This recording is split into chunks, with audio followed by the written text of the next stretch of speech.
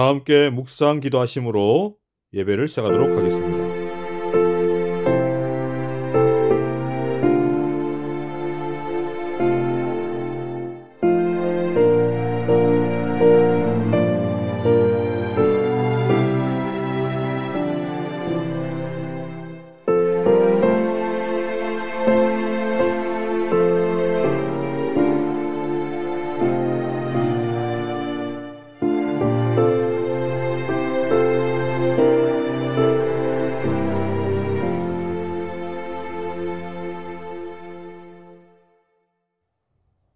다 함께 일어나셔서 찬미가 353장 생명을 주신 구주께 함께 찬미하시겠습니다.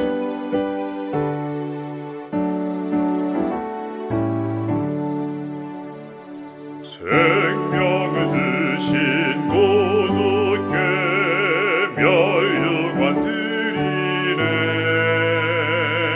나 위해 쓰신 가시관 늘 기억합니다.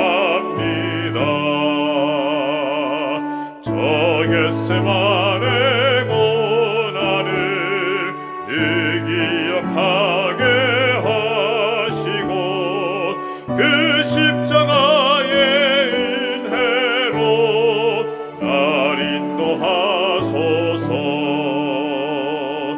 주 누우셨던 빈 무덤 나 보기 원하네. 잠드신 동안 천사가 곁에서 지켰네. 저 겟세마네 고난을 늘 기억하게 하시고 그 십자가의 은혜로 날 인도하소서. 마리아처럼 새벽에 주께로 옵니다. 십자가 지신 주 앞에 날 인도하소서. 저 겟세마네 고난을 늘 기억하게 하시고 그 십자가의 은혜로 날 인도하소서.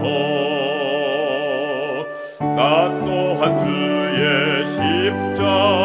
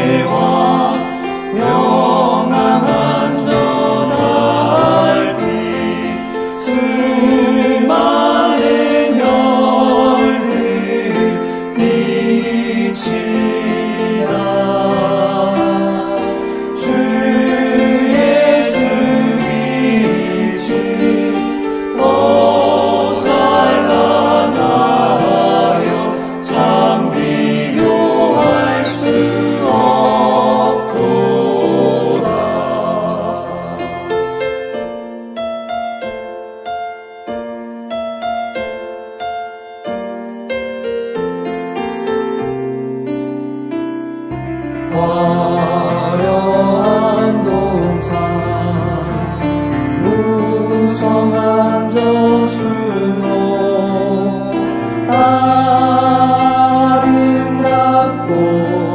장묘하다 순결한 예수 더 아름다워 봄 같은 기쁨을 주시네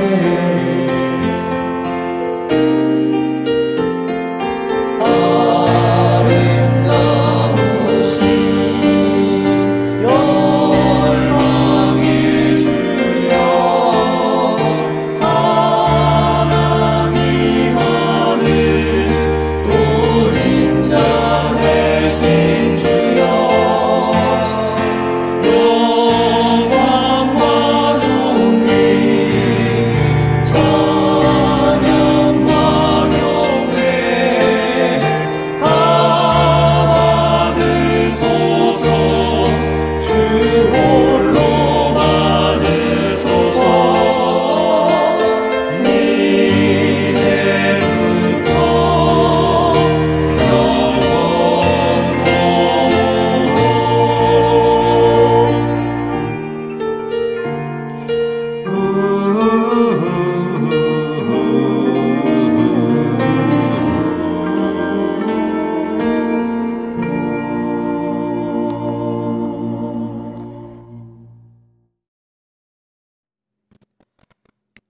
하나님 말씀 갈라디아 5장 22절 23절입니다.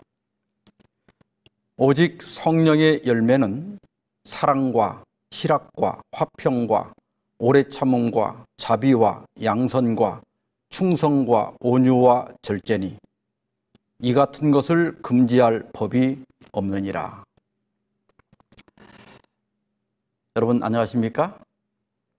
오늘은 성령의 열매 두 번째 시간으로 희락의 열매에 대해서 함께 살펴보도록 하겠습니다.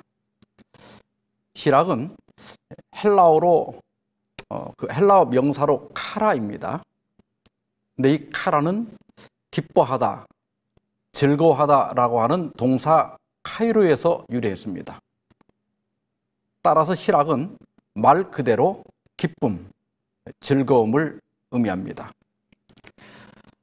데살로니가전서 5장 16절로 18절에 보면 항상 기뻐하라, 쉬지 말고 기도하라, 범사에 감사하라. 이는 그리스도 예수 안에서 너희를 향하신 하나님의 뜻이니라 말씀했습니다. 여기 어떻게 기뻐하라고 했죠? 가끔씩 기뻐하는 건 이해가 되는데 뭐라고 그랬어요? 항상 기뻐하라. 근데 여러분 이게 우리 현실에서 가능합니까? 영국의 타블로이드 신문인 더 선지에서 사람의 평균 수명을 80년으로 보았을 때 일생 동안 어떤 일에 얼마의 시간을 소비하며 지내는지 활동별로 비교한 기사가 게재된 바가 있습니다. 그런데 일하는 데 26년, 잠자는 데 25년을 보낸다는 거예요. 합치면 51년이죠.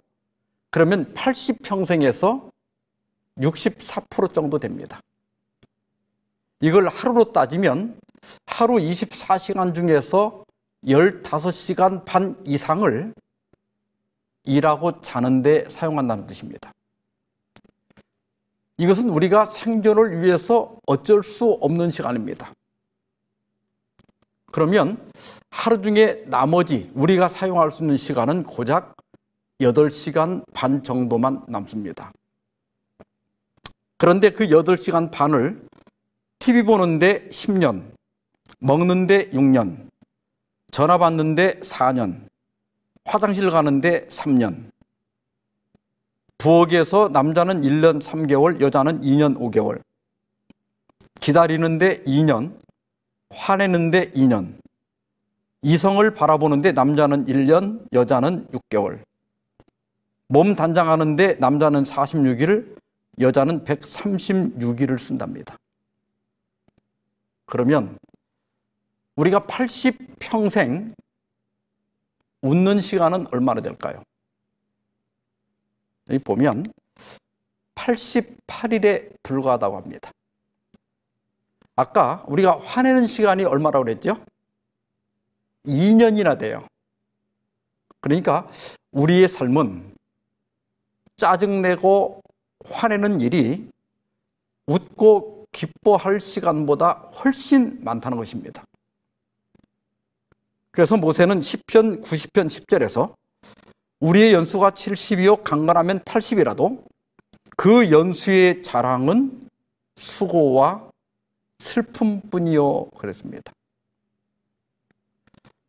우리가 이 모세의 기도에 공감하는 것은 그때나 지금이나 살기가 힘들기는 마찬가지라는 뜻입니다. 그런데 사도 바울은 그럼에도 불구하고 기뻐하라고 명령합니다. 그것도 가끔이 아니라 항상 기뻐하라는 거예요. 여러분, 그래서 첫째로 기쁨은 하나님의 명령이라는 것입니다. 우리가 기뻐하는 것은 선택사항이 아니에요. 안식일을 지키는 만큼 필수적이라는 것입니다. 기독교 희락주의자인 존 파이퍼 목사는 우리는 하나님을 기뻐하도록 명령받았다. 만약 하나님의 명령을 행하는 것이 순종이라면 기쁨은 순종에서 파생되어 나오는 파생물 혹은 부산물에 불과한 것이 아니라 순종 그 자체를 구성하는 핵심 요소이다 그랬습니다. 이 말은 기쁨은 선택사항이 아니라는 것입니다. 기쁠 일이 있으면 기뻐하는 것이 아닙니다. 기쁨은 순종이라는 것입니다. 오늘날 우리에게 존재하는 결핍 가운데 하나는 기쁨의 결핍입니다. 여러분 가정에 기쁨이 있습니까? 여러분 직장에 기쁨이 있습니까? 거기는 어쩔 수 없다 하더라도 우리 교회에 기쁨이 있습니까? 모이는 것이 즐겁습니까? 교회 다녀오면 그 기쁨의 잔상이 오랫동안 마음속에 남아 있습니까? 우리가 좀 생각해 봐야 됩니다. 기독교 희락주의라는 것이 있습니다. 영어로는 크리스천 히더니즘인데 이 말은 미국의 평화주의자이며 형제교회 목사인 베르나드 엘러 목사가 처음 사용을 했고 침례교 목사인 존 파이퍼가 이 개념에 근거하여 1986년에 하나님을 기뻐하라는 책을 내면서 널리 알려지게 되었습니다. 보통 이 말을 기독교 행복주의 혹은 낙신주의라고도 번역을 합니다. 기독교 희락주의란 우리가 하나님 안에서 가장 만족할 때 하나님은 최고로 영광을 받으시며 인간이 그를 즐거움으로 추구할 때 인간의 가장 깊고 영구적인 행복이 함께 온다는 사상이다. 기독교 희락주의의 탄생의 핵심은 구원의 기쁨입니다. 우리가 어떤 상황에서도 기뻐할 이유는 우리가 구원받았다는 사실에 있습니다. 우리 성도들이 가정에서든 직장에서든 기뻐하는 삶을 살 때 하나님이 영광을 받으시고 우리도 또한 행복해진다는 것입니다. 예수님은 요한복음 15장 11절에서 내가 이것을 너희에게 이름은 내 기쁨이 너희 안에 있어 너희 기쁨을 충만하게 하려 함이라 말씀하셨습니다.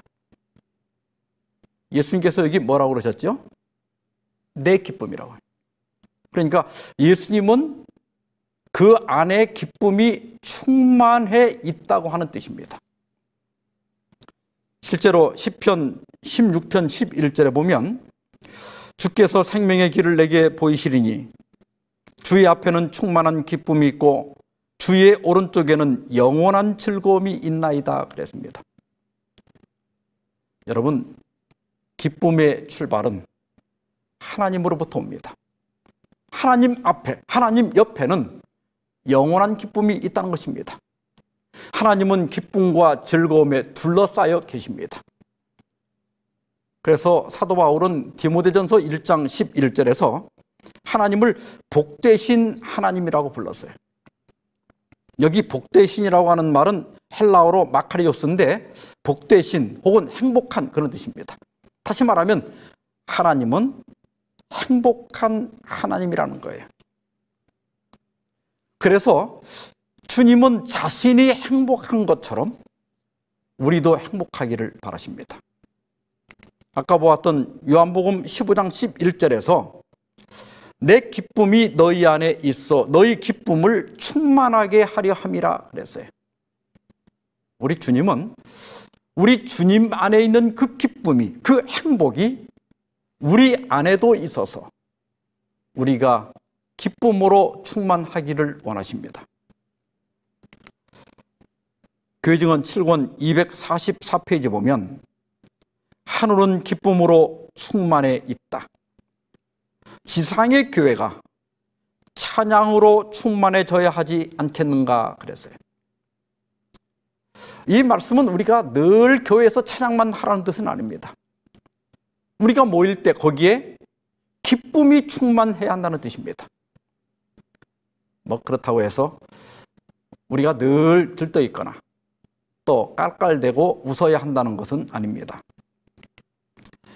마태복음 28장 8절에 보면 막달라 마리아와 그 다른 마리아가 천사들에게 예수께서 부활하셨다는 그 소식을 들었을 때 큰 기쁨으로 그랬어요. 이러한 기쁨은 만면에 미소가 충만하고 웃음과 환호가 터져나오는 기쁨입니다. 주님은 우리가 때때로 이런 기쁨을 느끼기를 원하십니다. 그런데 사도행전 13장 48절로 52절에 보면 예수님의 제자들이 나가서 복음을 전할 때 많은 영혼들이 그 복음을 받아들이고 침례를 받는 것을 보면서 그 느끼는 성취와 보람과 만족에서 나오는 기쁨이 있었습니다. 이러한 기쁨을 흐뭇한 기쁨이다 이렇게 말할 수 있겠죠. 주님은 때로 우리가 이렇게 흐뭇한 기쁨을 느끼기를 원하십니다. 또 스바냐 3장 17절에 보면 너희 하나님 여호와가 너희 가운데 계시니 그는 구원을 베푸실 전능자시라. 그가 너로 말미암아 기쁨을 이기지 못하시며 너를 잠잠히 사랑하시며 너로 말미암아 즐거이 부르며 기뻐하시리라 그랬습니다. 여기 하나님께서 우리 때문에 어떤 때는 기쁨을 이기지 못할 정도로 크게 기뻐하시고 어떤 때는 우리가 사랑스러워서 잠잠히 기뻐하시고 어떤 때는 노래까지 부르시면서 기뻐하신다는 거예요. 그래서 잠잠한 기쁨도 있습니다. 하나님께서 항상 기뻐하라고 하실 때 이러한 기쁨들을 우리의 삶 속에서 누리라고 하는 것입니다.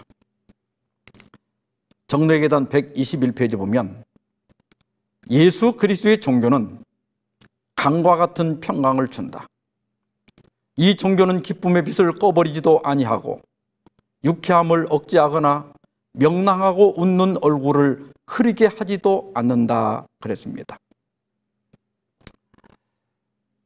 우리는 항상 엄숙할 필요가 없습니다.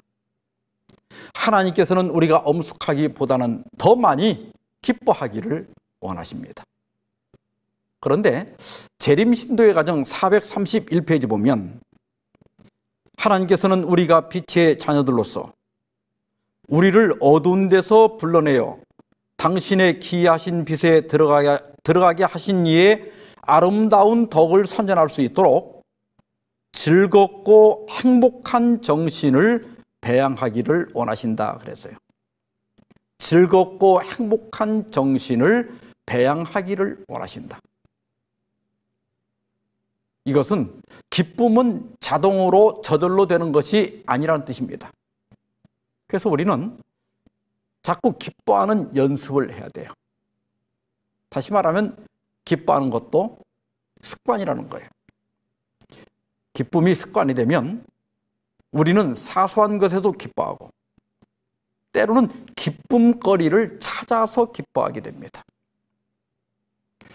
우리의 삶에는 언제나 가시와 엉겅퀴가 도단합니다.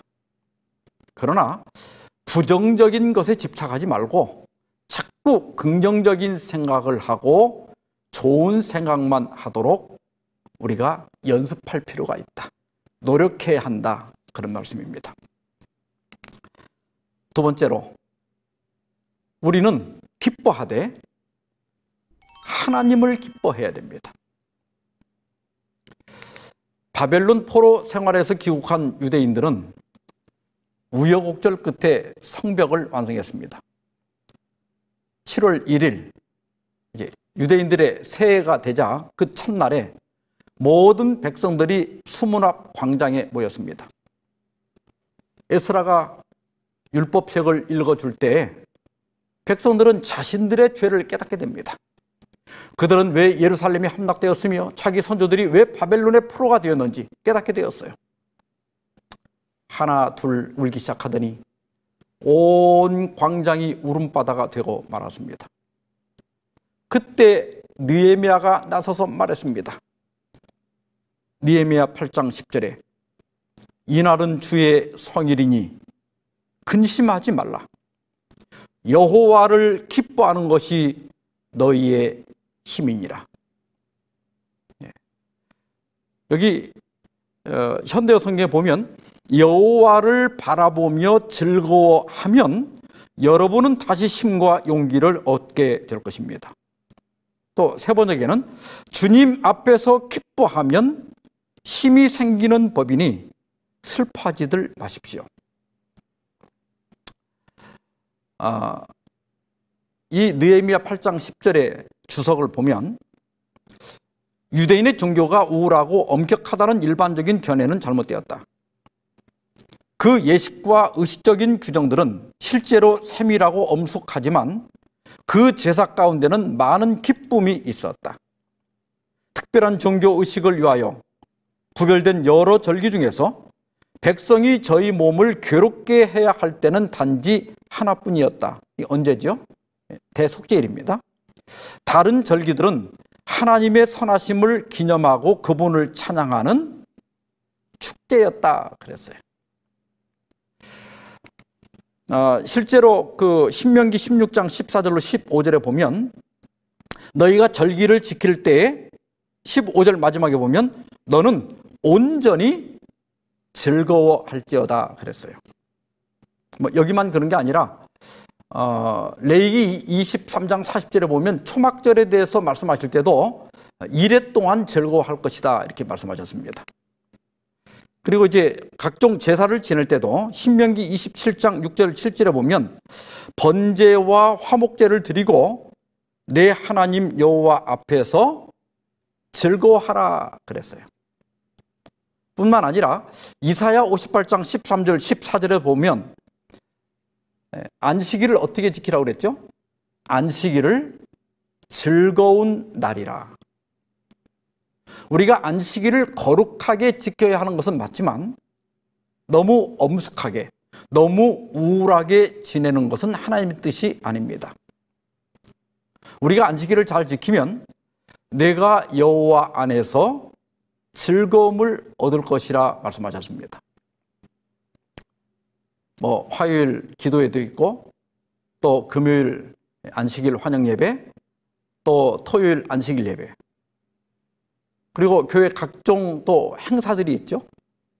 그러한 모든 행사의 목적은 하나님을 기쁘게 하기 위하여 우리를 희생하라는 것이 아닙니다. 기독교 대부분의 의식이나 예배나 행사는 우리를 기쁘게 하고 우리를 즐겁게 하기 위한 것입니다. 그래서 여러분, 교회에서 무엇을 하든지 결과적으로 모두에게 기쁨이 되게 해야 합니다. 전도회를 하든 직원회를 하든 교회를 짓든 그것이 갈등이 되고 분열을 일으킬 것이 아니라 기쁨이 되고 행복이 되는 것이 하나님의 뜻입니다. 시편 32편 11절에 너희 의인들아 여호와를 기뻐하며 즐거워할지어다. 마음이 정직한 너희들아 다 즐거이 외칠지어다 그랬습니다. 또 시편 35편 9절에 내 영혼이 여호와를 즐거워하며 그 구원을 기뻐하리로다 그랬습니다. 여러분, 우리가 살다 보면 생각하면 힘이 나는 사람이 있습니다. 기사를 때려치고 싶어도 자식을 생각하면 힘이 나서 다시 열심히 일을 합니다. 아무리 절망적인 상황에서도 하나님을 생각하면 힘과 용기가 생기게 되는 것입니다. 왜냐하면 하나님은 나의 구원자이시기 때문입니다. 누군가 나에게 상처를 주고 내 욕을 하고 나를 배신한다 하더라도 하나님이 내 편이라는 사실을 기억하면 다시 일어설 용기가 생기는 법입니다. 그러므로 여호와를 기뻐하시기 바랍니다. 존 파이퍼 목사는 하나님을 기뻐하는 이유가 아닌 다른 이유로 하나님을 경배하려고 하는 것은 비성경적이고 오만한 일이라는 것을 알게 되었다. 무엇을 기뻐하라고 했는지 주목하라.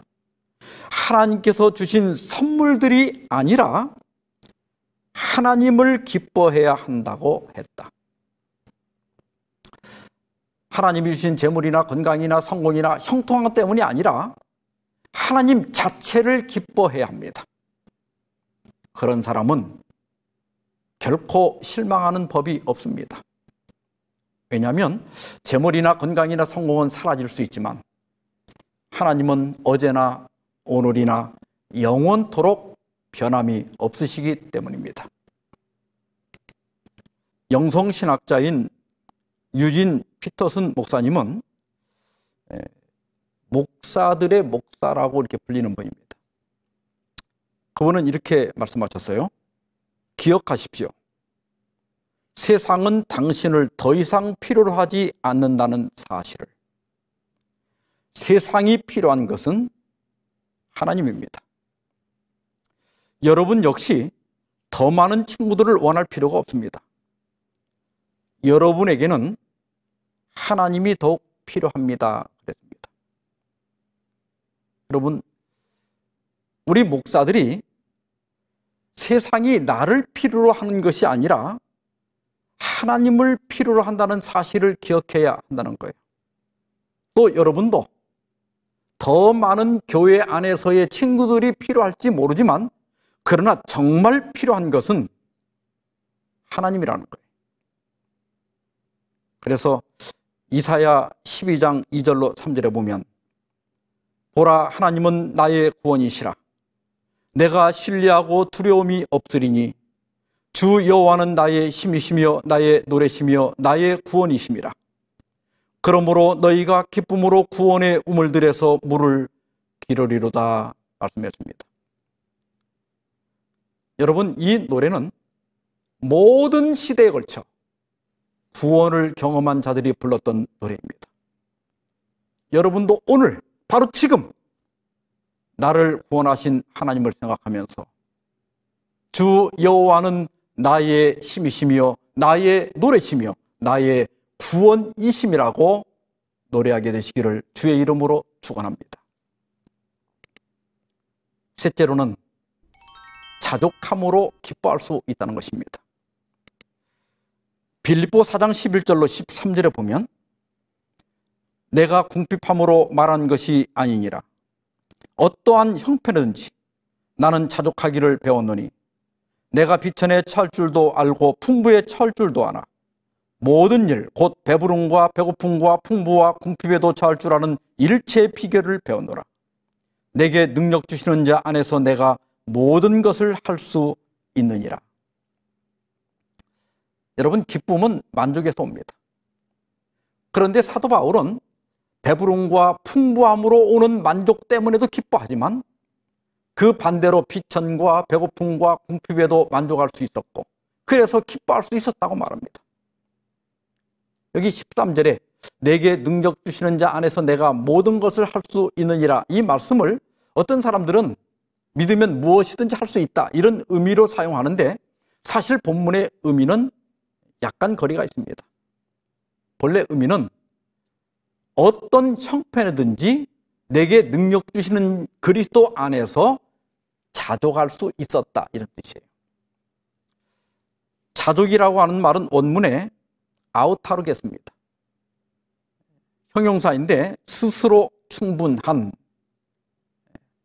또 외부 환경에서 독립된 그런 뜻입니다. 사도 바울은 배가 부르든 배가 고프든 풍부하든 궁핍하든 지금 이대로 충분하다, 자족할 수 있었다는 거예요. 이 만족은 외부 환경에서 독립된, 외부 환경과 상관없이 느끼는 만족입니다. 바울은 그 비결을 배웠다는 거예요. 자족이란 말은 원래 스토아 철학자들이 쓰는 말입니다. 여러분 그리스 철학자 디오게네스 잘 아시죠? 알렉산더 대왕이 찾아와서 원하는 것이 뭐냐 이렇게 물었을 때 아무것도 필요 없으니 햇빛을 가리지 말고 비켜서라고 했다는 일화로 유명한 사람입니다. 디오게네스는 자연신을 믿었습니다. 자연신의 특징은 아무런 부족함도 없고 아무것도 필요하지 않은 겁니다. 따라서 필요한 것이 적을수록 그만큼 자연에게 가까워진다고 믿었습니다. 그래서 그는 실생활 표어로 아스케시스, 가능한 한 작은 욕망을 갖는 것, 아나이데이아, 수치심을 느끼지 않는 것, 아우타르케이아, 스스로 만족하는 것, 이렇게 실생활 표를 정하고 살았어요. 이러한 자연적인 반문명의 사상을 실행하여 그는 평생 오단벌하고 지팡이 하나 그리고 자루 하나 가지고 통 속에서 살았습니다. 바울이 터득한 자족이 바로 이 아우타르케이아입니다. 디오게네스는 이것을 자연에서 희미하게 발견했지만 바울은 그 자연을 창조하신 예수 그리스도 안에서 발견한 것입니다. 내게 능력 주시는 자 안에서 내가 모든 것을 할 수 있느니라, 내가 자족할 수 있느니라, 그런 뜻이에요. 그래서 바울은 고린도 후서 6장 9절로 10절에서 무명한 자 같으나 유명한 자요, 죽는 자 같으나 보라 우리가 살아있고, 징계를 받는 자 같으나 죽임을 당하지 아니하고, 근심하는 자 같으나 항상 기뻐하고, 가난한 자 같으나 많은 사람을 부유하게 하고, 아무것도 없는 자 같으나 모든 것을 가진 자로다 그랬습니다. 이 말씀에는 반전이 있습니다. 바울은 마게도니아에서 이 고린도후서를 쓰기 전에 에베소에서 큰 반대를 만났습니다. 바울의 반대자들은 맹수와 같았고 바울은 생명의 위험을 느껴서 살 소망이 끊어졌다고 할 정도였습니다. 상황이 여의치가 않았습니다.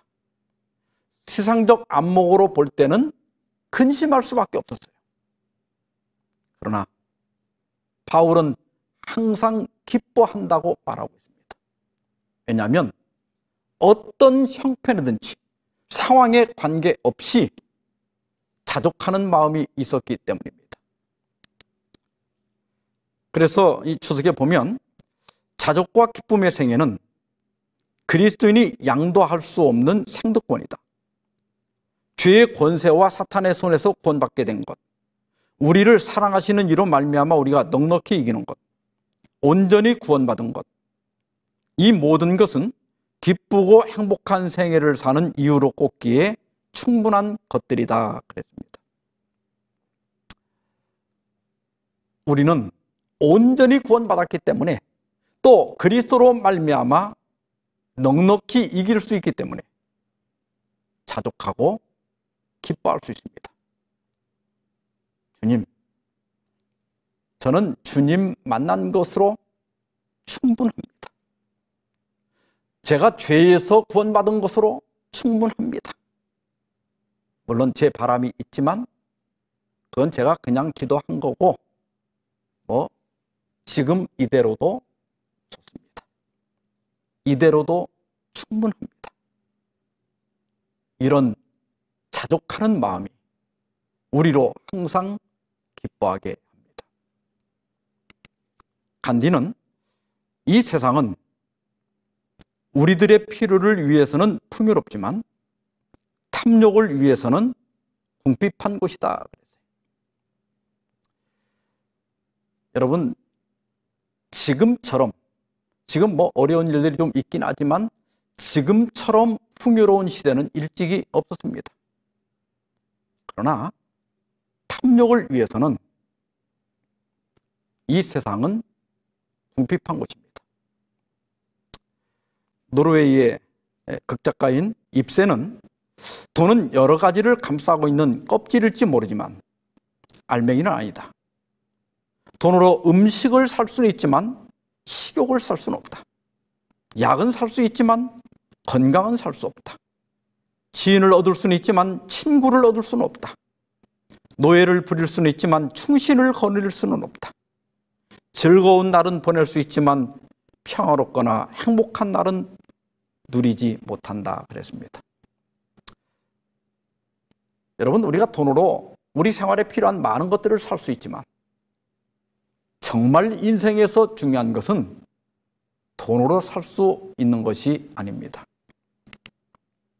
영성 신학 교수인 리처드 포스터는 우리에게는 거룩한 중심이 없기 때문에 안전을 위한 욕구로 인하여 물질에 대해 건강하지 못한 애착을 갖는다. 현대 사회의 풍요에 대한 정욕은 비정상적임을 분명히 알아야 한다 그랬습니다. 거룩한 중심, 하나님 한 분으로 충분하다는 믿음이 없기 때문에 사람들은 물질적인 것에 애착을 하는 것입니다. 그리스도인들에게 이런 현상이 있다면 그건 분명 비정상적인 것입니다. 예수께서 베다니에 가셨을 때 마르다가 예수님을 자기 집으로 초청을 합니다. 이것은 첫 방문이었어요. 갑자기 이루어진 방문이라서 마르다는 예수님을 대접하기 위해서 정신이 하나도 없었습니다. 그런데 동생 마리아는 예수님의 발치에 앉아서 예수님의 말씀을 듣고 있었습니다. 마르다는 평소에 마리아가 자기 말을 잘 듣지 않기 때문에 예수님께 가서 주님, 내 동생이 나 혼자 일하게 두는 것을 생각하지 아니하시나이까? 그를 명하사 나를 도와주라 하소서 그랬어요. 그때 예수님께서 마르다야, 마르다야, 내가 많은 일로 염려하고 근심하나 그러나 몇 가지만 하든지 혹 한 가지만이라도 족하니라. 마리아는 이 좋은 편을 택하였으니 빼앗기지 아니하리라 그랬어요. 우리말 성경에 보면 그러나 꼭 필요한 것은 한 가지뿐이다 그랬어요. 꼭 필요한 것은 한 가지뿐이다. 정말 무서운 가치 판단입니다. 마르다는 너무 많은 일에 관심을 갖느라 정작 중요한 손님이신 예수님을 등한했습니다. 마리아는 잔치의 주인이신 예수님을 소홀히 하지 않기 위해서 많은 일들을 포기했습니다. 여러분, 꼭 필요한 것은 다만 한 가지뿐이었다. 이 사실을 기억하시기 바랍니다. 우리가 살아가면서 정말 꼭 필요한 것은 무엇일까요? 우리 교회에 정말 필요한 것은 무엇일까요? 더 좋은 집, 더 좋은 자동차, 더 많은 살림, 더 많은 돈이 물론 필요할 겁니다. 교회도 더 좋은 시설, 더 많은 공간, 더 흥미로운 순서가 필요할 거예요. 그러나 정작 내 안에, 우리 가정에, 우리 교회에 예수님이 계신가 하는 겁니다. 여러분, 우리에게 꼭 필요한 것은 한 가지뿐이라는 예수님의 음성에 귀를 기울이시기 바랍니다. 그때 우리는 만족할 수 있고, 그때 우리는 기뻐할 수 있습니다. 이제 저는 하박국 3장 17절로 18절에 있는 말씀을 읽고 마치겠습니다. 비록 무화과 나무가 무성치 못하며 포도나무에 열매가 없으며 감람나무에 소출이 없으며 밭에 식물이 없으며 우리의 양이 없으며 외양간에 소가 없을지라도 나는 여호와를 인하여 즐거워하며 나의 구원의 하나님을 인하여 기뻐하리로다. 하박국 선지자는 말합니다. 나는 하나님 한 분으로 충분합니다. 지금 저는 없지만 그래도 하나님이 계시니 충분합니다. 우리도 이런 자족하는 마음을 갖게 되기를 간절히 바랍니다. 주님이 제 곁에 계시니 충분합니다. 주님이 제 편이시니 그러면 됐습니다. 이런 자족하는 마음에서 나오는 기쁨이 항상 충만하기를 우리 주 예수님의 이름으로 기원합니다. 네, 마치는 찬미 264장 주의 밝은 빛과 기쁨 함께 찬미하시도록 하겠습니다.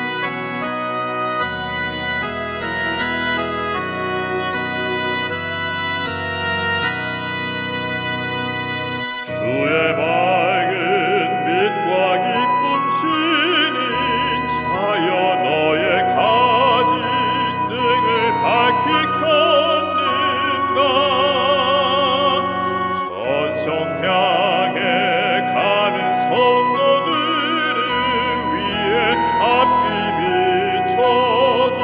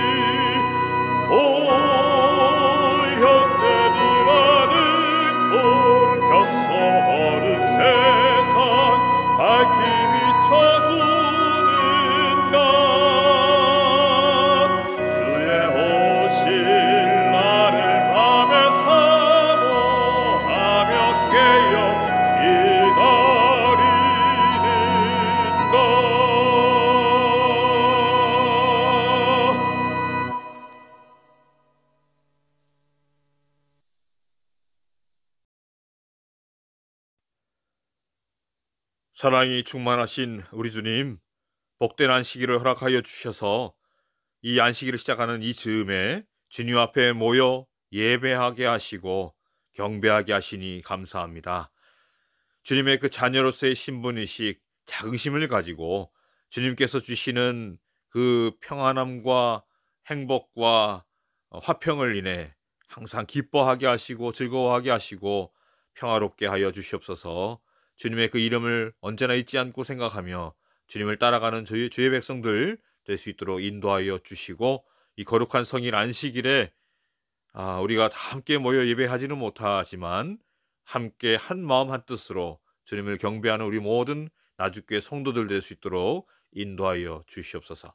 세상의 모든 근심 다 잊어버리고 주님 앞에 내려놓고 주님께 맡기며 온전히 주님께 온전한 예배를 드릴 수 있는 우리 모든 성도들 될 수 있도록 인도하여 주시옵기를 사랑이 충만하신 예수님의 이름으로 감사하며 기도드리옵나이다. 아멘.